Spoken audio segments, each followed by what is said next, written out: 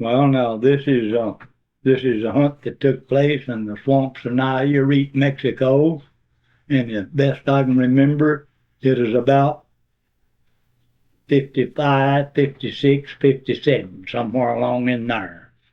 And John Viggory from Metairie, Louisiana, which is just a suburb of New Orleans, had come down to work for me.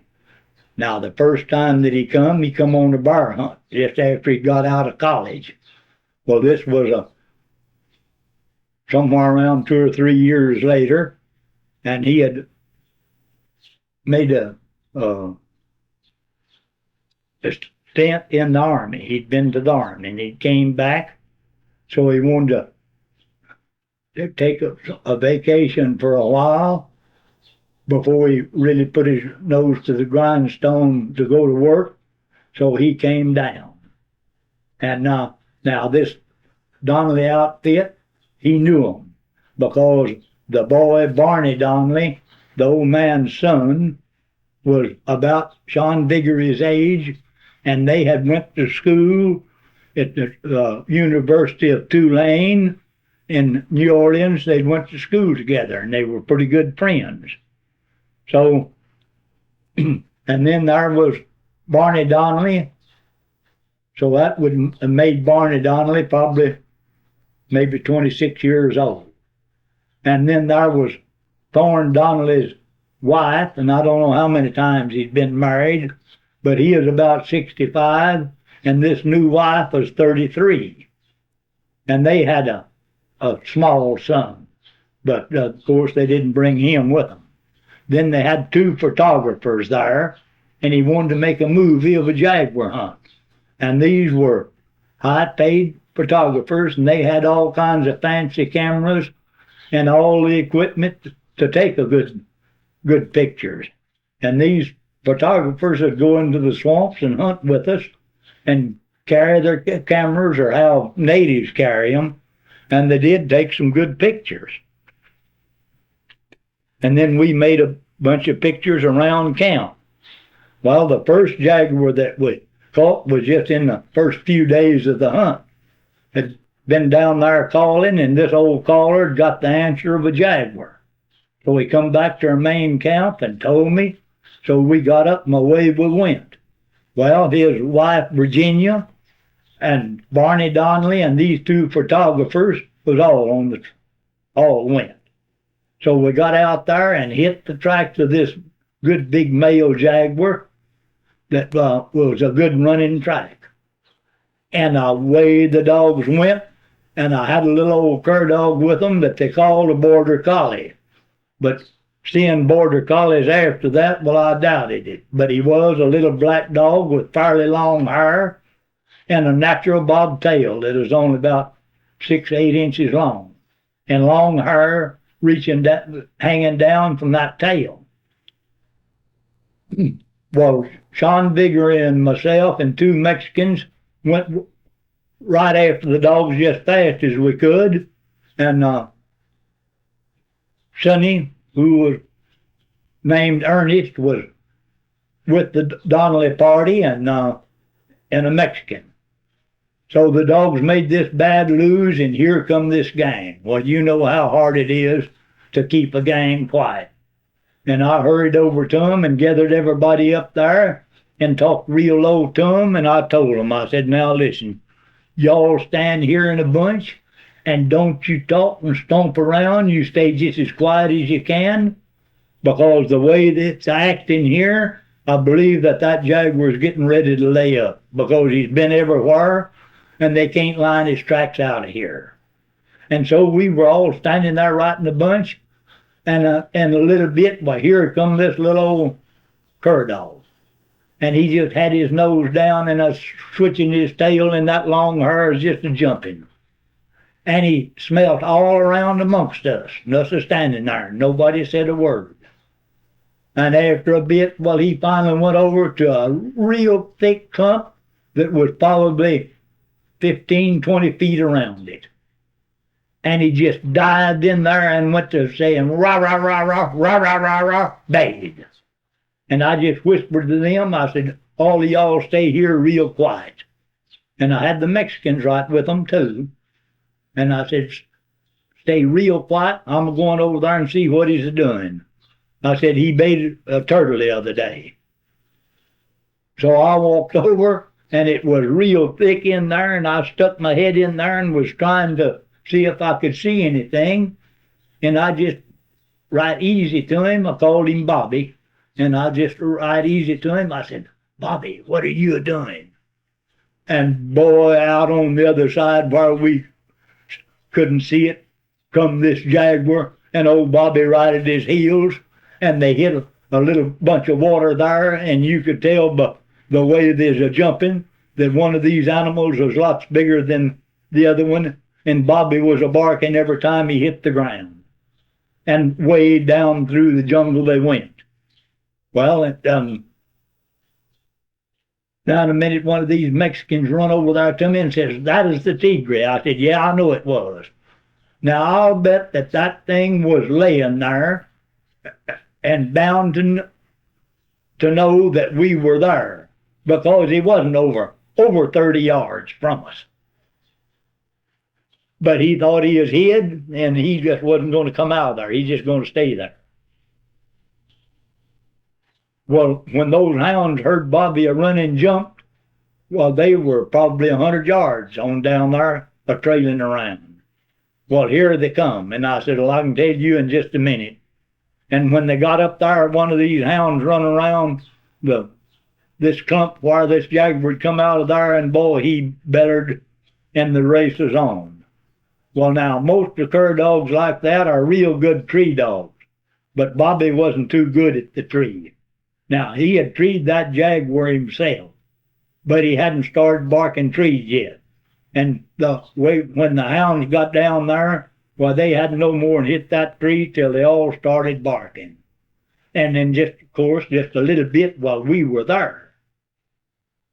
And the Jaguar was treed good and high in a good big tree, and he was a fine specimen.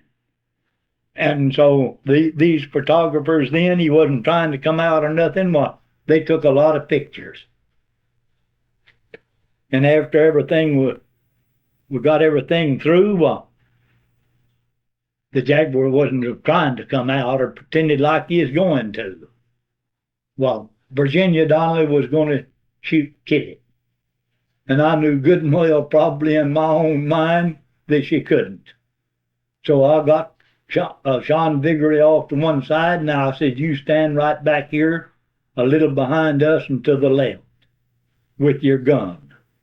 And when I tell her to shoot it, and she raises her gun, you raise yours and take a good shot on that thing, and you shoot as quick as you can after she shoots. He said, all right. So we done that. And when the Jaguar hit the ground, well, he is dead. And Virginia Donnelly looked at that Jaguar and just busted out just a crying. And she run over and grabbed me and laid her head on my shoulder and just said, I just think I killed such a beautiful animal. I said, well, now listen, gal, you can just wet my shoulder all you want to, because I'm already wet from mud and water from my armpits on down, so a little higher won't make any difference, because I don't think I'm going to lose any tears over that Jaguar. And so we took it on back to camp then and took some more pictures. And then a few days then, well, we went down into a little fly camp from our main camp and got in there just as it was getting dark and just took the stuff out of our boats. We were in 2 boats, kind of our equipment, and men in one boat and then the hounds in another one. And we were only going to stay there not over 2 nights, probably just one. So we just took 1 pack of dogs. And we could haul a little besides the dogs in that boat. So we got out and stretched up a fly and kind of fixed a little old camp up there. And then we started out to go calling. Well, this Barney Donnelly, well, wasn't in very good shape physically. So he was tired and he didn't want to go with us. So he went to bed. So Sean Viggory and myself, and now we had an old Mexican that went down there with us from Sinaloa, and then we were using the horn to do the calling. And he was, I think, the best horn caller that I ever heard call a Jaguar. He would get the best response. And we were in this boat, so we went out a ways with the motor, and then we cut it off and come up another stringer of water that run into this one down a ways, and come up in and come to a good-sized lake that this stringer of water come in, and then kind of went along one edge of it and then on up.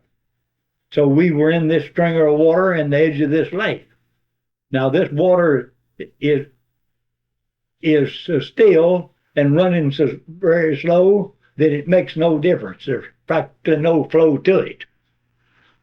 So it was about in the middle of that stringer of water. Well, this old fellow was a calling, and plumb up quite a ways from that lake, this male Jaguar went to roar.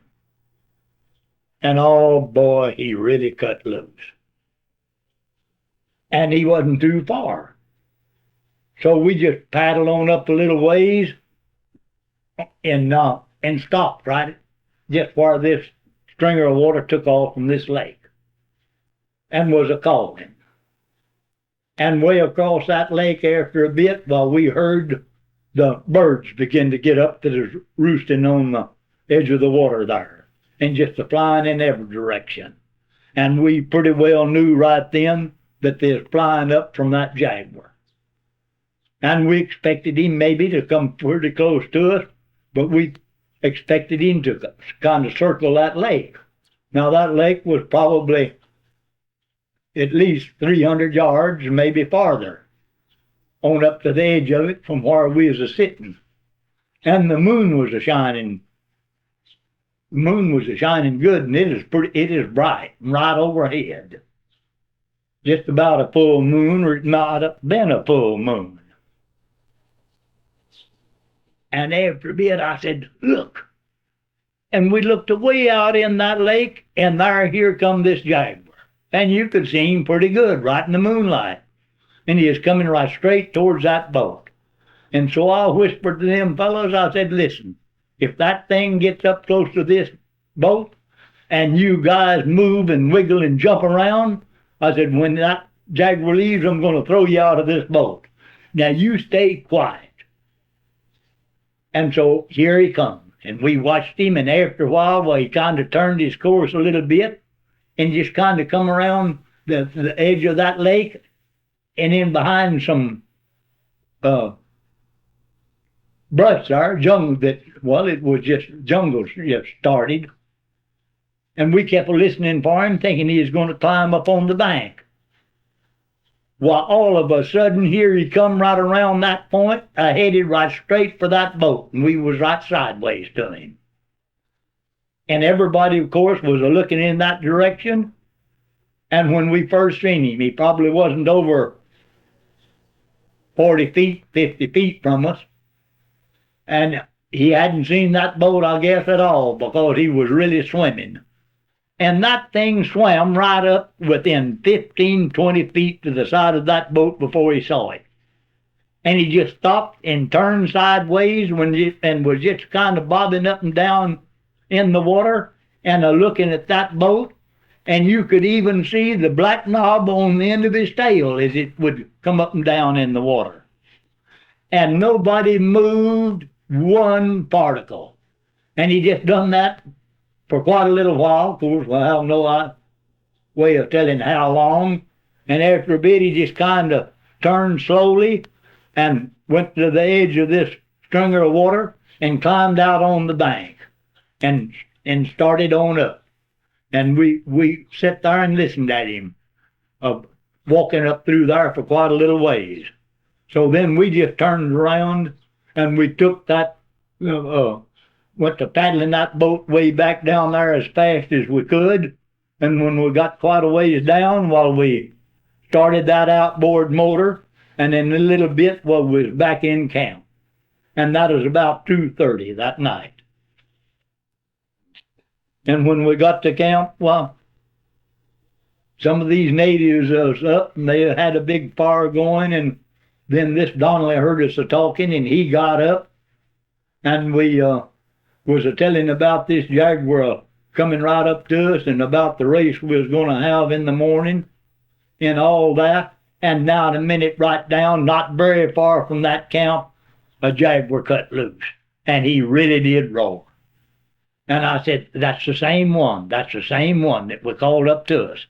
And the Mexican says, no, it's not. Says, we got a good bunch of Jaguars in there, and that's not the same one. I said, I know good and well it is. I said, right straight from where that Jaguar was a roaring, if he come right straight across, we'd be right in line. And he's a looking for that other Jaguar after we seen him. All those Mexicans said, that's not the same one. So we run out and jumped in the boat and went down just a little ways below camp, and this old caller called several times, and that Jaguar never roared anymore. And then we came on back to camp, and just as it was breaking day then, well, I said, I'll show you that that's the same Jaguar, which I could have saved time by putting the dogs on the track right there. But we went back over and put our two main dogs on the track right where we saw him climb out after we had seen him. And boy, they took that track and they run it right straight up along that water for about 200 or 300 yards. And then he had jumped in that stringer of water and swam it and was headed right for camp. And when they went out on the other side then, well, we turned the rest of them loose with him. I think we had 8. And away they went. Well, we just started that outboard motor and hurried back down and came up the stringer of water that we was camped on. And just as we hit camp, here those dogs come. And they jumped in this water, and he had crossed it, this stringer of water where we was camped. And the dogs jumped in it and swam right across and picked his tracks right up. And after a bit, they just made a circle and came right back to where the Jaguar climbed out. And they made another circle. And when they did, well, coming around on the same track, I said, catch them. They said, why? I said, because that Jaguar has went in the water right exactly where he come out of it. And we're going to take them back to the other side here and start them. So we caught them and just crossed over that stringer of water, and I turned old Tex out that I used a lot from a strike dog, and he was a good hound, and he picked it up right away. And when he run a little ways and bawled several times, we turned them all loose, and the race was on. Well, this Barney Donnelly was out of condition so bad, although he was a right young feller and was known as quite a tennis player when he was going to college. And he couldn't keep up, and we finally went on and had to kill the Jaguar when he wasn't there, because we'd have never got him there.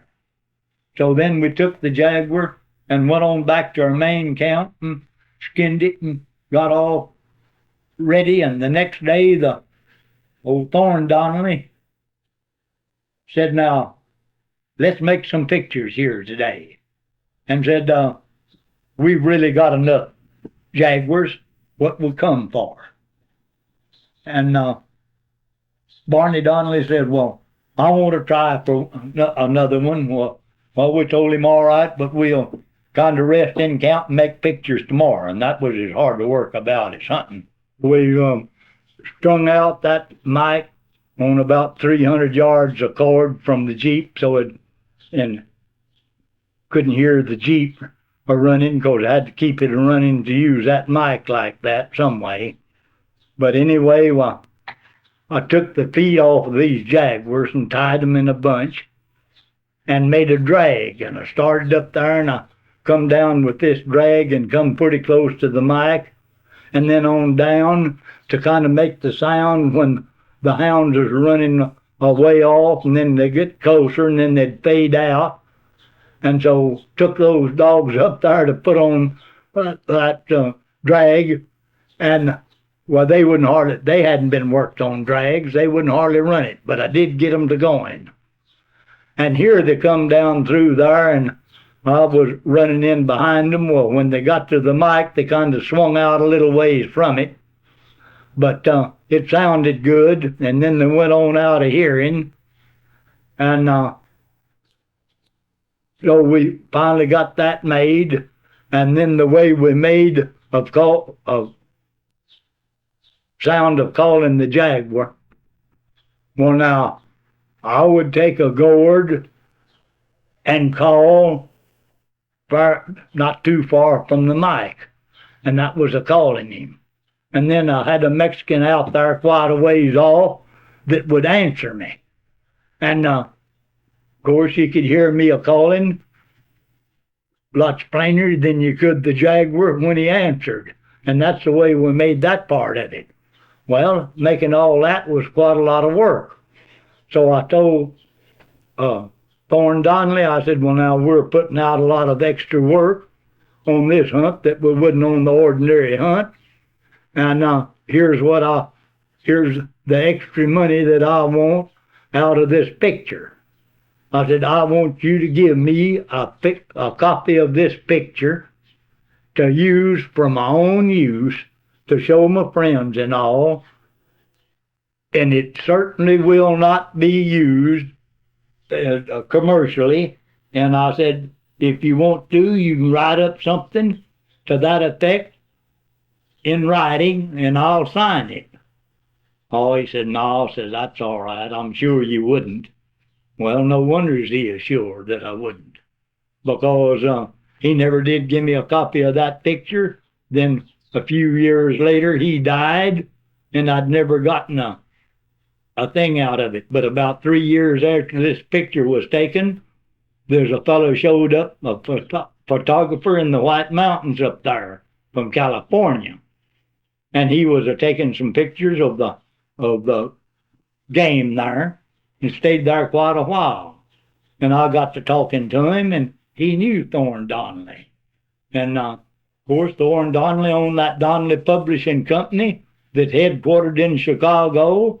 And I'd heard that is the biggest publishing company in the United States. So he told me, he said, I've seen some of that picture that was taken. And he said, I thought it was good. And he said he sold some of that footage to Walt Disney. And boy, of course, I was on the warpath, but I couldn't do nothing about it. Well, several years after that, then I was telling Sean Viggory about the way they done. And he run on to this Barney Donnelly, which was the boy that he went to college with, and they were pretty good friends, and told him about it. And he said, well, I'll see if I can't find that picture and send him a copy of it. And that's all that's all that happened. I never got a copy of the picture or anything out of it for all that extra work. Of course, I got well paid for the hunt, all right. And then when they was going to pull out the next morning, and a little of the stuff that they could, they'd loaded. And old Thorne Donnelly says, I want to throw a party here in camp for these natives. Says they've really worked their hearts out for us. And he said, I went into town and I brought back several cases of beer and a case of whiskey. I said, now listen, Mr. Donnelly, I don't appreciate that. I said, I don't want these guys drinking and raising old Cain here in this camp, especially when I have guests here. Now, I said, I wouldn't mind it so bad if I didn't have any clients, and I didn't have any work really for them to do, and I had Jaguars located for the clients that is coming and all that, and I said, I don't want to do that, so let's don't have anything like that. And oh, he got mad and just blew the roof off. Said, all you are, Dale, you're just an old sorehead. He said, now I want to show these fellows that I appreciate what they've done. And I said, no. He said, yeah, I'm going to. Because that's all you are, is just a big sorehead. And I said, okay. And that was along in the middle of the afternoon. I said, where is that whiskey and beer? He said, it's sitting over there in my tent. So I run over to his tent, and I grabbed about a couple of cases of beer, or 3, I don't remember which, and I run over and cleared the big cook table off, and I set that beer up there, and I run and got this case of whiskey, which is 4 quarts in it, and I set it over there, and I yanked out 2 of those quarts, and I opened them, and I squalled right loud. I said, everybody in camp, come here. And here they come. I said, boys, Mr. Donnelly is going to give you a treat. He's going to throw a party here tonight, and we're going to start right now. So start drinking that beer and that whiskey. Because I knew what was going to happen. And I turned around to Thorne Donnelly, and I said, listen, if some of these guys get really high and get drunk, and they throw you and your whole party into that stringer of water out there and drown you all, don't tell me that I didn't warn you, because I didn't want it. And so, oh boy, now, they really did get on a tire. And a bunch of those Mexicans in just a little while was passed plumb out. So we'd just drag them out there and lay them on a blanket and let them go. Well, this young wife of his, Virginia, she was 33 years old, and he is 65. Well, she got as drunk as any of them. And after weighing the night, well, we couldn't get her to bed. And now what I mean, that was a mess around that camp all that night. The next morning, well, oh boy, they were sick. And did they have hangovers? Especially Barney Donnelly and his young stepmother. Now, he is 7 years old, and she is 33. And I laughed at her one time. Old John Vigor is talking to Barney and says, your mother. And oh boy, this old girl blew up. She said, I'm not his mother. John said, well, you're his stepmother. She said, well, that don't make any difference. I'm certainly not his mother. And that tickled me. I was standing there listening to it, and I laughed. Well, anyway, I didn't get them away until that afternoon sometime, because they was so sick I couldn't get them to going. But I had to get them out of there, because in just a day or so to get ready for another party, I had another party of clients coming, so I had to get them out of there. So I finally got them to leave that afternoon, and I don't imagine they went very far, because they headed back for California with their vehicles and all that. I imagine they stopped at the first good motel or hotel that they could find that amounted to anything, and stayed there for a while until they could finally recuperate from their big party and the Jaguar hunt. Well, now, my older brothers had hounds, well, ever since I was a little bitty feller, and I was always interested in them. But their hounds didn't amount to anything. And we would go out at night around Paradise there and go hunting, and that was when I was 7, 8 years old, 9. And naturally, well, I'd get sleepy. Well, I'd go to sleep, and sometimes they'd slip off from me and then wake me up, and I was more or less afraid of the dark. And of course, they'd scare me and scare me in every way. But when our kids grew up, they was telling me not to scare them. It wasn't good for children. I said, yeah, I know. I pretty well know that. And I said, that's what y'all figured when I was growing up, and you were scaring me all the time. And now you got kids, but oh no, I'm not supposed to scare them. But anyway, as I grew up, well, I always had some dogs. So the first dog that I had, I got up big enough that I could take care of the rest of the dogs. So here's the way I got my first hounds, and here's the way I started my pack when I was then probably, somewhere around 13 years old, 14. And we had quite a few dogs there, and I had to take care of those dogs, clean the pens, feed them and water them for a year for a pup. And when I started, this pup was just born, and I picked him out of a litter. So all right then, right after the year was up, when the pup was mine, well, Ernest and I got into an argument about the color of a horse. Well, of course, we were going to have a bet. Of course, I didn't have anything to bet except that pup. So I was wanting another pup, so I bet him this pup against another one. And naturally, I lost my pup. And let me tell you, he didn't give him back to me either. And just about 3 months after I lost him, well, he sold him. Then, somewhere, I don't have any idea where, he brought in 2 spotted dogs that looked like they was walkers. They're spotted, that color anyway. So these 2 dogs were about 2 years old. So I liked one of them pretty good.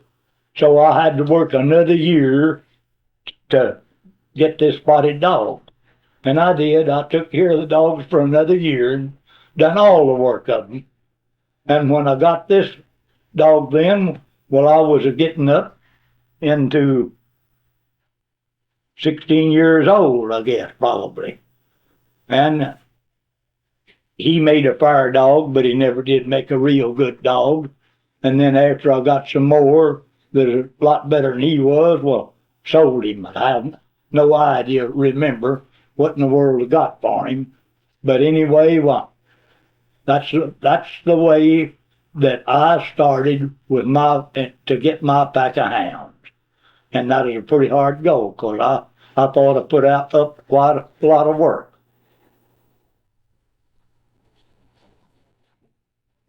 Well, now, I was 13 years old when I saw my first line. And we had some pretty fair hounds. Ernest did.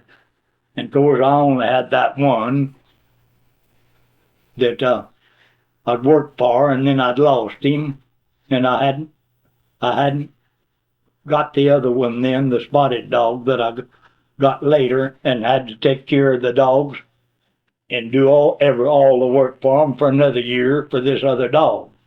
So then I didn't have a hound. But anyway, this rancher there was a riding, I imagine it is at least 6 miles from Paradise. And he was a punching cattle, and he was a doggone rustler is really what he was, because he done lots of riding at night. And he really rustled and stole 2 fortunes and then just went through with both of them. But anyway, he'd been over there. His name was Fitch Wilson. And of course, he lived right there not too far from us, and we knew him real well. Well, he had found a yearling, which was a big yearling steer, killed in what was called Iron Springs Canyon. And he said it was killed that night. And the lion had ate on it just once, and had tried to cover him up. And he said, now, I'm sure that lion's going to come back and eat on that yearling. So Ernest said, well, listen, would you go with us early in the morning and over there and show us that kill so we can be sure and find it? without having to look for it? He said, well, sure I will. So Bill Lee was there, and he wanted to go with us. So I was going to school. And oh, when I heard about that, I just pleaded and begged and all so hard that they finally decided to let me take the day off from school and go with them. Well, they let me take the day off from school, and so early the next morning, we saddled up and away we went. There was Ernest and Bill and Fitz Wilson and I. Well, it took us a good 2 hours to get to this hill in this Iron Springs Canyon, which was about at least 6 miles through the mountains from Paradise. Well, when we rode down to that hill and looked at it, well, Fitz Wilson says, well, he's ate on it again. And boy, those dogs picked that track up, and evidently the line had left there about daylight because that track was fresh. And they did get on the right track. And away they went, and they trailed down a little ways, and that old line evidently had got him a drink of water out of this little canyon that is running a little stream, and then went up in some bluffs, and they were small bluffs, and they weren't up there over 200 yards. And these dogs trailed up into this bluff, and out this line come, and them right in behind him, but we didn't see the line, or the dogs either one. And down the canyon they went, and they didn't go over 200 yards down this canyon, and they just run up on a little point there and started to bark and treed. And we went down there close and jumped off and left our horses, and away we went down to that tree. And I never did forget what that tree looked like. And 20 years later, I was in there hunting and right in that same area and thought about that, and I went by and found that tree. Because I remembered just exactly what it looked like and exactly the point that it was on. And now let me tell you, for a 13-year-old boy that loves hunting, that was the greatest thrill to me that I'd ever had. So I run up on the hill and sat down and was just thrilled to death. And I'm looking at that line, and he was a good big male line, and I'm looking at him, and they were all down there at the foot of that tree. And after a while, Ernest looked around, and he didn't see me. So he hollered and said, come on, Dale, says, this line's up this tree, and says, he's a good one. And I answered him up on the hill. I said, here I am up here on the hill. I said, I'm getting a real good look at him. And I said, and it's a great thrill to me. And he said, well, why don't you come on down here? I said, well, I'm a lot safer up here than I am down there, because if he comes out of that tree, he's going to have to run up this hill to ever catch me. And of course, they all laughed about that. And I just decided right then it would be about my greatest ambition alive, is when I grew older, if I could get a pack of hounds of my own and tree some of those lines, it would be the greatest thrill that a boy could have. And I accomplished that, because I went on and got to be about the most noted guide that has ever hit the United States in the 19th century. Well, then a year or so later, maybe it was 2 years, we then bought the best pack of hounds that we'd ever had. It was old Bull was one of them, and he was the best dog in the pack, but he was getting up in years. Now he was I'd call him a yellow hound, but he had red tick markings on him. From his legs were red tick, and they kind of run up on his shoulders, and then they run pretty high on his hips too. And he had good long ears and a good head, and just a well-built hound. And then we got 2 of his pups that were about 6 months difference in their age. One of them was a blue tick, and they said he was out of a blue tick female. And then one of them was a black and tan.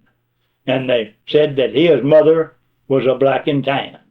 And we got those three. Now, we got them from a sheriff that had came out from Beeville, Texas, and he'd been a sheriff down there, and so they made him the sheriff of that county in New Mexico, Silver City. I've forgotten the name of that county. I believe it's Hidalgo, but I don't remember for sure. But anyway, well, he got interested in lion hunting and hunted some, and he bought this pack of hounds from an old biological survey hunter that was a quitting, and he got too old. His name was Jack Thompson, and he always hunted afoot. And this old Jack Thompson had hunted quite a little with old man Lilly. And anyway, they were well-trained, good pack of hounds. And Ernest then throwed the best ones that he had with them and went to doing quite a lot of lion hunting and caught quite a few lions in there. But I was always in school or something, and they wouldn't let me go. So then we went to kind of dealing in dogs some, and we got lots of renegade hounds. But you cannot tell if a hound's going to be a good hound for that kind of work by just taking him out 2 or 3 times. Sometimes we'd get what we thought was a good prospect, and maybe we'd hunt him for 6 months and once in a while a year before he'd really show what he was going to do. Well, we made some good hounds out of a lot of them, but a whole lot of them never did amount to much, and when we'd see that he wasn't going to make, well, then we'd get rid of him. Some of them would make fire hounds, but not as good as we thought they ought to be. And that's more or less the way we started.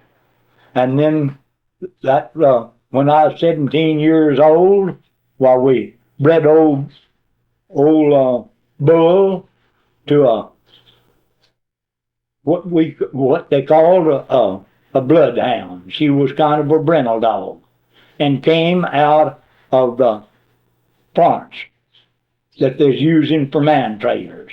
And that's where the state prison was. And that was a great cause. Well, before we knew how good really the pups was, we needed money and all of that, and we got a good buy for old bull from a lion hunter in Oregon. And he was old then, probably 10, 11 years old. And we shipped him up there. Well, then we found out how good that litter was, so we shipped old Queen, that was her name, up to be bred to bull again. But the fellows up there later on, when I was up there, told me that old bull was in poor condition, and he bred her, but she never caught. So that's the only pups we ever got out of that cross. And then old bull had been in over 100 lines. I believe it was 102 when we shipped him up there. And after we shipped him up there, he was responsible for 38 lines. So Dale Bonney wrote us, and he's a lion hunter that bought him. When we were way up there in, you'd call it north central part of New Mexico, not too far from the Colorado line, and right close to that Apache Jicarilla Indian Reservation. Well, I didn't know the country, but they described it to me and all, and I believe maybe we had some Forest Service maps of it. But anyway, I knew just about in a day ride down there was an old fellow that had a ranch down there. So I told Clell, I said, well, I think I'll saddle up early in the morning, and I think I'll go down there and see if I can stay at that ranch for 2 or 3 days and see if I can bring back any lions and take a look at the country and see how much I find anyway. And that was in January, and what I mean, it was cold. I know it was a lot of the time way below 0. So I did, and now I had quite a pack of dogs. I had one little red tick female that was three and two and a half years old. Then I had a red tick male that was a year and a half, and then I had another blue tick male that the red ticks run high on him, and he had red tick and blue tick both in him, and his back was blue tick, and his legs were red tick way up onto his body, and then his head was a tan color, and he was a year and a half old. So you can tell that I had a pack that couldn't have been too experienced because it wasn't old enough. But anyway, well, I made this ride, and I'd found some bobcat tracks, but no lion tracks on the way down there. But I wouldn't try to run those bobcats because I knew that was going to be a day's ride to get there. So I found my way all right, and late that evening, well, it was about dusk, between sundown and dusk, I rode up to this house, and this old feller heard his old ranch dogs are barking. He come out. I rode up with these hounds and got off and introduced myself, and I said, listen, I said, I'd like to stay a day or two and see if I can find any lion sign. And I produced a letter of recommendation from a Forest Service guy, and I handed him this letter to him, and he read it, and it didn't impress him a bit. And the way he acted, I thought maybe he wasn't going to let me stay, but that kind of worried me, because I knew if I went back, I'd be a-riding all night through that bitter cold weather, and my horse had made an awful ride that day, and of course my dogs had traveled a long ways, and so I went to kind of pleading to him. I said, well, listen, I've forgotten his name, but I said, Mr. So-and-so, I said, I've rode long ways today. And I said, naturally my horse is tired, and my dogs are tired. And a lot of the places, there was snow all over the ground. Some places it's pretty deep. And he said, well, about 6 or 8 months ago, says Albert Pickens was in here, and he was another government hunter, and a much older man than me, and much more experienced lion hunter. And he said Albert Pickens was in here, and he hunted in here for 2 weeks and never caught a lion. And I said, well, mister, I don't claim to be any such a lion hunter as Albert Pickens. And he'd also told me, says, Albert Pickens is the best lion hunter the state of New Mexico has got. I said, I'm not telling you that I'm the lion hunter that Albert Pickens is, but I said, I'd just love to make a few circles here and see if I might pick up a lion track. And finally he said, well, come on, let's go up to the barn and put up your horse and dogs, and we'll feed them. So I went up there, and he opened this barn door, and a big old Tom house cat run out, and these 3 hounds killed it before I could stop them. Well, that didn't sit well with him. He got kind of mad over that. And so then we tied our dogs in there and put the horse up, and we fed the dogs and the horse and went on back down to the house and didn't sit around the fireplace. He had a big fire in it for a little while and talked, and then we went to bed. Well, golly, I got up early the next morning and I just paced the floor, because, I was wanting to go. Well, they took their sweet time of getting up, and they finally got up, and of course I didn't want to leave without any breakfast.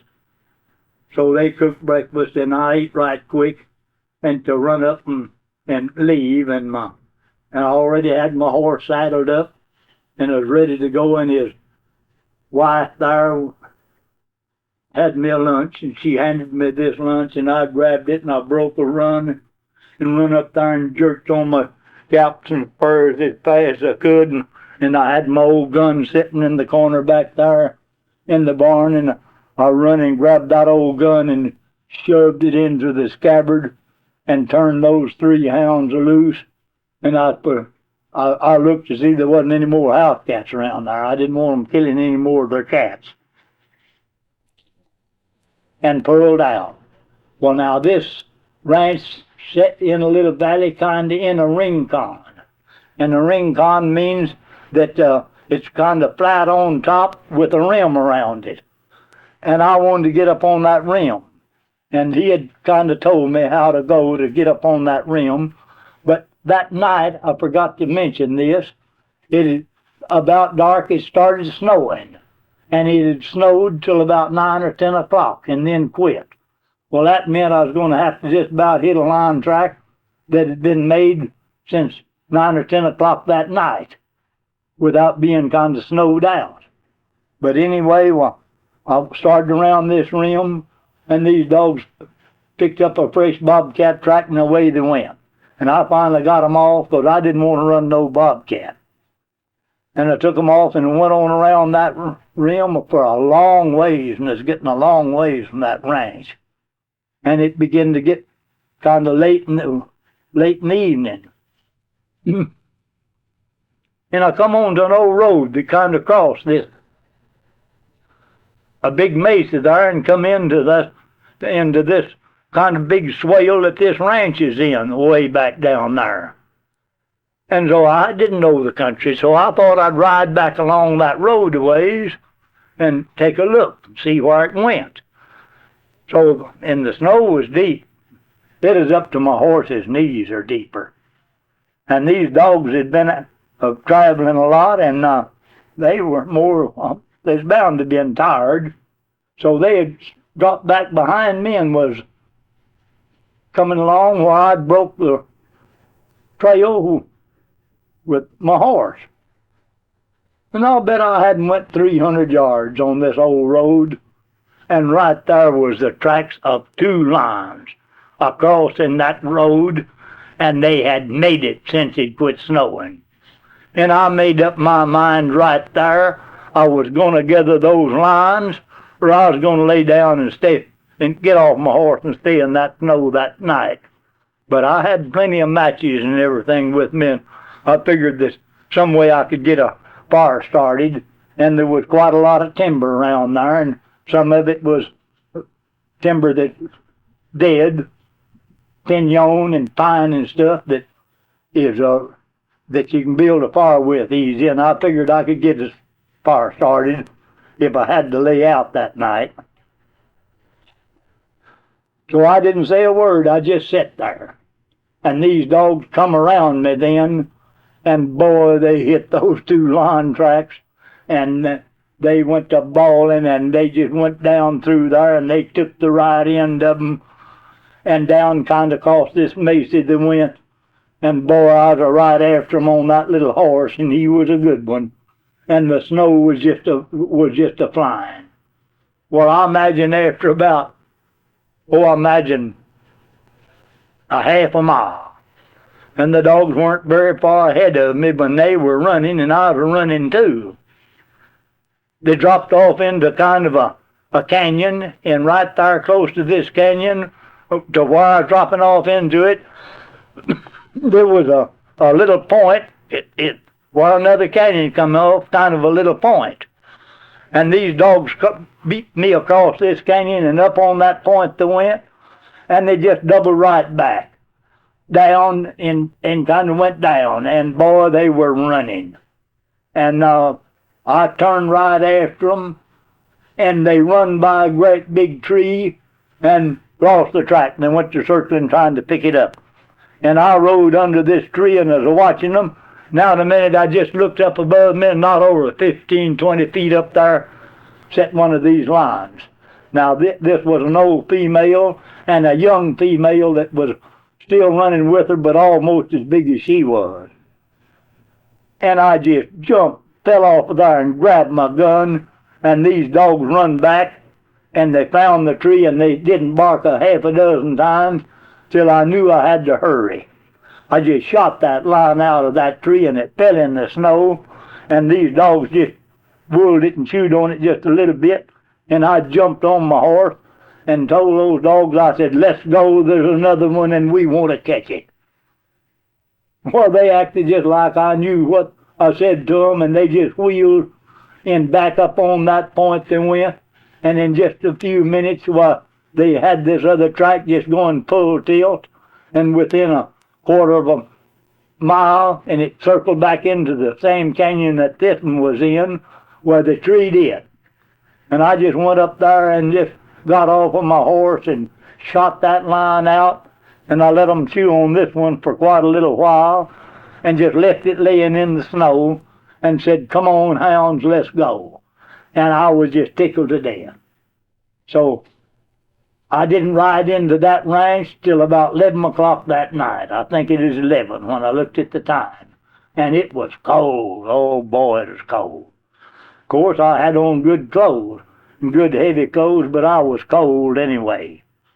And the only person that is still up at the ranch was this old man. He was sitting in there at the fireplace, waiting to see if I was going to come in. And he heard me up at the barn, and here he come. And he come up and said, didn't find any lion tracks, huh? Well, I said, I never said I didn't find any lion tracks. He said, did you find any lion tracks? I said, yes, I did. And I was so proud I was going to just make him question me for all his words, just kind of like pulling a tooth. And he said, didn't catch him, huh? I said, he says, didn't catch the lion, huh? I said, I didn't say I didn't catch it. I said, I just want to know if you would do me a favor in the morning. He said, what kind of a favor do you want? I said, I want to know if you'll loan me a pack horse. Pack horse says, what do you want with a pack horse? I said, well, I didn't do anything like as good as I thought I would. I said, I expected to catch at least 4 today. But I said, I couldn't do that. But I said, I did get 2. He looked at me and he said, do you mean to tell me that you caught 2 lions today? I said, yes, sir, I caught 2 lions today. And I intend to go back after them. Well, he said, I won't only loan you a pack horse, but I'll go back and help you load them and bring them in. I said, well, I'd sure appreciate that. That'd sure be good. So we got up fairly early the next morning and pulled out, got back up there, and of course these lions just kind of crumpled up in that snow, and they was just froze just hard as a doggone rock. Well, anyway, we finally got them around there, and we got them up on this old pack horse, and we packed them back. Of course, in the afternoon we got back, and I told him, I said, well, I've got to thaw these lions out some way so I can skin them, because I'm going to pull out of here in the morning. And I want to skin these lions so I can take the hides with me. I'll leave the meat here with you. He said, well, I'll feed my dogs a little bit of that lion meat this afternoon, because I don't figure on running them tomorrow till I get back to that other camp, to main camp. And he thought a while. He said, well, the only way we can thaw them out is to bring them in here by the fireplace. So I said, well, if you got a tarp, we could lay them on and kind of turn them around and thaw them out there by that fireplace so I can skin them. He said, well, I've got a tarp. So he went and got a tarp, and we laid it down in front of the fireplace and had a big fire in it. So I sat there and would turn these lions and finally thawed them good enough till I could skin them, and then that was a hard job. because it's a whole lot easier to skin an animal soon after it's killed than it is to leave it, and especially when they get froze. But anyway, I got the hides off of them. And it was cold weather, and there wasn't no salt there to salt them or anything, but I just rolled them up because I knew as cold as it was, they wouldn't spoil. So I just rolled them up. Well, the next morning then I started out, and I rolled these 2-line hides up and tied them on behind my saddle. And of course I was just as proud as a boy could be, and got on my horse and turned my dogs loose, and I rode down, and this old man is out to see me leave, and I said, well, goodbye, mister, called his name, and I said, I sure do appreciate your hospitality.